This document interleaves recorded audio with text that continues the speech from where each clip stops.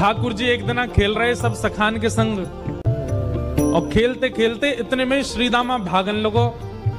ठाकुर जी बोले, ए श्रीदामा कहां को जा रहे है? श्रीदामा बोलो, लाला ससुराल जा रहा हूं अपनी। ठाकुर जी बोले, नंदगाम सुनो, बरसानो सुनो, वृंदावन सुनो, गोकुल सुनो, जे ससुराल कौन सा गांव है भैया? श्रीदामा हंस के बोलो, लाला ससुराल गांव को नाम ना है। तो बोले, फिर कहा है ससुराल? बोले, जब ब्याह है जाए ना तो अपनो घर तो पीहर है और पत्नी को घर जो है का वो ससुराल है। ठाकुर जी बोले, जे पत्नी कौन होवे? बोले, लाला जैसे नंद बाबा की तेरी मैया यशोदा पत्नी है, ऐसे ही मेरा ब्याह है रो, मैं पत्नी लेवे जा रहा हूं, तो पत्नी के घर को ससुराल के में। ठाकुर जी गए श्रीदामा के पास, ओए श्रीदामा मेरो ससुराल कौन सा है? मेरे ससुराल को नाम बता। श्रीदाम बोलो, मुंह का पता तेरा ससुराल कौन सा? तेरी बहू जहां की होगी वही तेरा ससुराल। बोले, मेरी बहू कहाँ है? श्रीदामा बोलो, लाला मुंह तो मत पूछे, मैया तो जाके पूछ। ठाकुर जी तो आज पहुंच गए सुबेरे ते ही, और यशोदा मैया से जाकर के रोने लगे। मैया बोली, काय गुरो रहा लाला? बोले, मैया तेने मुझे इतनी बड़ी बात छिपाई। मैया बोली, कहा छुपा दियो मैंने? बोले, तेने मेरी ससुराल को नाम ना बतायो आज तक। मैं 3.5 बरस को बूढ़ा हो, अभी तक मुंह मेरी ससुराल ना पतो, और वो श्रीदामा अपनी ससुराल गए बहू लेवे। यशोदा मैया बोली, लाला तेरी संगत सुधारनी पड़ेगी, सबरे सखा तो दिन ब दिन बिगाड़ते जा रहे हैं, तूने एक बड़ो है जा, तेरी ससुराल है जाएगी। ठाकुर जी बोले, बड़े कैसे हूं मैं? बोले, जब खुद दूध पीन लगेगो, खुद नहान लगेगो, खुद तैयार है जाएगो, घर के सब काम अन्य करने लगेगो, तू बड़ो हो जाएगो, तेरो ब्याह करा दूंगी। महाराज वही दिना ठाकुर जी गए, अपने सबरे पुराने लत्ता कपड़ा लेकर के आए, धोने लगे उन्हें, अपने आप दूध पीने लगे, अपने आप भोजन करने लगे, अपने आप ही उठ पटांग श्रृंगार करने लगे। शाम को बोले, मैया मैं बड़ो है गो, अब ब्याह करा दे मेरो। मैया बोली, वाह दिन में ही बड़ो है गो तू। मैया तो बोले, मैया देख तू बात ने मत बदले, बार बार मोते कह तू ऐसा कर तो ब्याह कराऊंगी, बड़ो है जा तो ब्याह कराऊंगी। अब सब काम मैंने कर दिए, घर के सब काम काज करने लगो मैं, देख अपनो श्रृंगार खुद करके आऊं, देख कैसो लग रहा हूं मैं। मैया बोली, ओठ वाली चीज आंखन में लगा के आयो, आंख वाली ओठन में लगा के आयो, यूं करो बड़ो है गो मैं। ठाकुर जी बोले, मैया मेरो ब्याह करा दे, नहीं तो श्रीदामा बहू लेके आ रहा हूं, बाकी बहू ले आऊंगा मैं, वही की बहू को ले आऊंगा, वही की ससुराल को अपनो बना लूंगा। तभी एक सखा दौड़ो दौड़ो आयो, बोले, ए लाला देख श्रीदामा बहू लेके आ गो। बहू को नाम सुनते ही ठाकुर जी तो मचल गए, लेके चल मुंह को जल्दी। मैया रोकने लगी, बोले, लाला ने सुधर के तो जा, कैसो बन के जा रहा है? ठाकुर जी तो दौड़े दौड़े गए, बोले बीच रास्ता में रोक ले, सबको कथा पता है। माधवी की माँ ने पहले ही मना करके भेजा था कि बोले तेरे सखा, तेरे पति जो श्रीदामा, उनके जो सखा कृष्ण है, उनको मुख मत दिखाइयो। ठाकुर जी पालकी में घुस गए, हाथ पांव जोड़ के कहने लगे, भाभी जी एक बार ने अपना मुख दिखाए दो, लेकिन माधवी ने नहीं दिखाया। ठाकुर जी कह रहे हैं, देख ले, बड़े बड़े जोगी, बड़े बड़े तपस्वी, बड़े बड़े ध्यानी हमारे मुख को देखवे के काजे तड़पे, और हम तेरे सामने बैठे, तू हमें मोहना दिखा रही अपनो। माधवी ने मुख नहीं दिखाया। ठाकुर जी बोले, ठीक है, तड़पेगी मुख को देखवे के काजे। माधवी बोली, मोए ना तड़पनो, मेरे पास मेरो खसम है, वही देख लूंगी, तुम्हें काई को देखना। ठाकुर जी बोले, वचन दे के जा रहा हूं, तड़पेगी। जैसे छोटे से बालक कभी कभी बड़ी बड़ी बात करते हैं तो बड़े लोग उसको मजाक में लेते हैं, ऐसी माधवी ने भी मजाक में लिया, देखा ही नहीं ठाकुर जी को। श्री शुकाचार्य जी वर्णन करते हैं, वृंदावन में कैसी स्थिति है। गोपियां दोहन करती हैं तो घर घर घर जो दही की मथनी की आवाज आती है ना, उसी में ही कीर्तन करने लग जाती हैं। कृष्ण ऐसे, कृष्ण के नेत्र ऐसे, कृष्ण की नासिका ऐसी, कृष्ण के कान ऐसे, कृष्ण को मोर पिछ ऐसा, कृष्ण की पीताम्बरी ऐसी, कृष्ण की भुजा ऐसी, कृष्ण के चरण ऐसे। कोई गोपी अपने घर में चौका लगा रही है और चौका में पौंछा की जो छर्र छर्र आवाज आवे, वही छर्र छर्र ध्वनि में ही कीर्तन करने लग जाए, कृष्ण ऐसे, कृष्ण ऐसे। हसितम मधुरम, चलितम मधुरम, वमितम मधुरम, मधुराधिपते अखिलम मधुरम।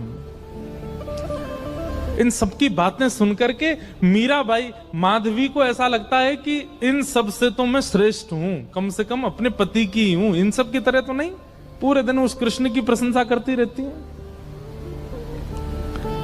सब गोपियां माधवी से कहती हैं, अभी तक तेरे सामने आयो ना है और तेने अभी तक देखो ना है। अरे या प्रेम को काम भावना ते मत देखियो, 3.5 वर्ष को 4 वर्ष को है, लेकिन वाक्य प्रति एक अलग ही प्रेम प्रकट है जाए। माधवी सबको ज्ञान देती है, बोले चाहे 3 वर्ष को 4 वर्ष को है तो अन्य पुरुष, क्यों उसकी बातें करती हो, क्यों उसकी ओर देखती हो। लेकिन 24 घंटे गोपियों के बीच में रहती माधवी को और कोई चर्चा ही नहीं सुनाई देती। सब केवल कृष्ण की बात करती हैं, जल भरती हैं तो, बैठती हैं तो, भोजन बनाती हैं तो, बतियाती हैं तो, श्रृंगार करती हैं तो, हर समय कृष्ण कृष्ण कृष्ण कृष्ण। माधवी ने कुछ समय अकेले रहने का भी प्रण लिया, लेकिन अकेले रह नहीं सकती, जंगल है, कहां अकेली जावे, जाना पड़ता है। उस एक दिन रात में सोई तो अब कानों में कृष्ण कृष्ण कृष्ण कृष्ण गूंज रहा है, तो कान बंद करती, पता नहीं पूरे दिन इतना नाम सुनती हूं कि अब तो कानों में भी यही गूंजता है। कान बंद करके सोती है तो स्वप्न में कृष्ण ऐसे हैं। अब कृष्ण देखे नहीं है, लेकिन उसको श्याम वर्ण, पीली पीतांबरी, वंशी, मोर पिच्छ सब अनुभव होता है। उठ के बैठ जाती है, नेत्रों को मीटती है, क्या करूं मैं, नहीं चाहती ये स्वप्न मुझे आवे। अब धीरे धीरे माधवी की स्थिति ऐसी होने लगी कि अब वो ना चाह करके भी कृष्णमयी ही हो गई है। रात्रि में सोती, अचानक उठ बैठती है, ऐसा लगता है मानो जैसे उसका हाथ पकड़ लिया हो। स्थिति ऐसी हो गई कि आधी रात और माधवी को ऐसा लगता है कि भोर हो गई, और तुरंत उठ करके जल्दी जल्दी वस्त्र धारण करती है, मटका उठाती है और दौड़ करके जाती है। अरे विलंब है गयो, इतनी देर है गई, मैं अभी तक उठी नहीं, जबकि है आधी रात। दिन रात सब परिवर्तित हो गया।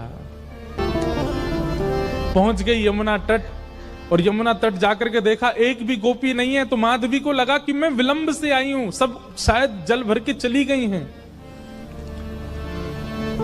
जल भर के रोज जाती है माधवी, लेकिन आज पता नहीं उस पात्र में इतना भार कहां से आ गया कि स्वयं ही नहीं उठा पा रही है। इधर उधर देखने लगी, याचना करने लगी, कोई तो आवे, कोई तो उठा दे। और तभी कोई नहीं है वहां। नंद नंदन श्याम सुंदर चलते हुए आ रहे हैं माधवी के पास। माधवी की मति घूम गई है, आधी रात ही आ गई, और तभी ठाकुर जी वहां पहुंच गए। पहले तो चाल देखी तो चाल पर मोहित हुई, फिर जब वक्ष देखा तो वक्ष पर, जब हाथ देखे तो हाथ की चलन पर मोहित हो गई, और मुख देखा तो भूल गई सुध बुध।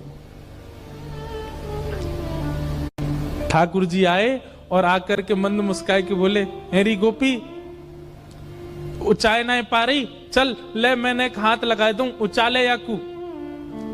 और एक तरफ से माधवी ने मटकी पकड़ी और दूसरी तरफ से ठाकुर जी आकर के नन्हे से गोपाल जी ने जैसे ही हाथ लगाया मटकी उठने लगी।